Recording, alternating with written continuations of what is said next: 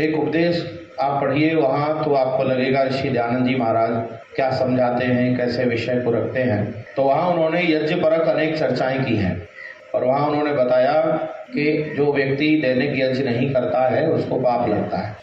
आपको ये जानकर अच्छा लगेगा कि ऐसी ही बात कभी योगेश्वर कृष्ण महाराज ने भी कही थी, जो गीता में उल्लिखित है। यज्ञ शिष्टा सना संतो मुच्यन्ते सर्व किल विषयी भुज्यन्ते तु अघम पापा ये पचन्ति आत्म कारणा।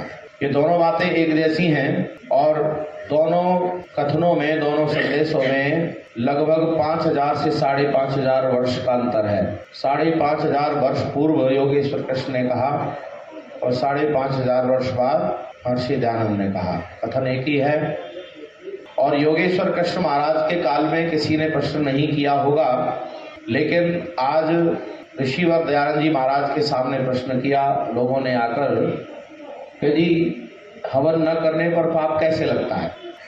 जैसे हम भी अपनी चर्चा में ये बात रखते हैं तो ऐसे अनेक सज्जन हैं जिन्होंने ये कहा कि जी कैसे पाप लगता है, हवन न करने पर कैसे पाप लगता है, इसे समझाइए। तो इस पर हमने और चिंतन किया कि ऋषि दयानंद जी महाराज का क्या उत्तर है। और इससे एक बात और निकल कर आई कि केवल जो हवन ही नहीं करेगा, हवन नहीं करेगा उसको ही पाप नहीं लगेगा, बल्कि जो परमेश्वर का ध्यान नहीं करेगा, बोलो, उसको भी पाप लगेगा। जो माता पिता की सेवा नहीं करेगा, बोलो, उसको भी पाप लगेगा।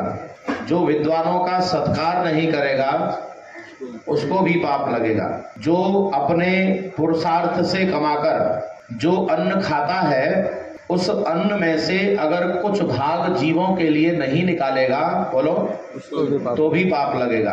तो मनुष्य को आप देखिए कि कितने पाप में जी रहा है और पाप लगेगा नहीं, पाप लग रहा है। क्योंकि अधिकतर लोग ऐसे हैं जो ना हवन करते हैं, ना परमेश्वर का ध्यान करते हैं, ना माँ बाप का ध्यान रखते हैं। काश ये बात सारे देश को पता चल जाती तो ना तो कहीं जीवों की हत्या हो रही होती, ना कोई वृद्धाश्रम खुलता, ना ही कोई अंधविश्वास पाखंड ईश्वर के नाम पर चलता।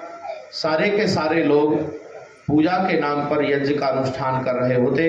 लेकिन क्या करें, अज्ञानता के कारण और अविद्या के कारण ऐसा वातावरण बना है देश का कि अब लोगों को सही बात बताई जाती है तो उनको उल्टी लगने लगती है।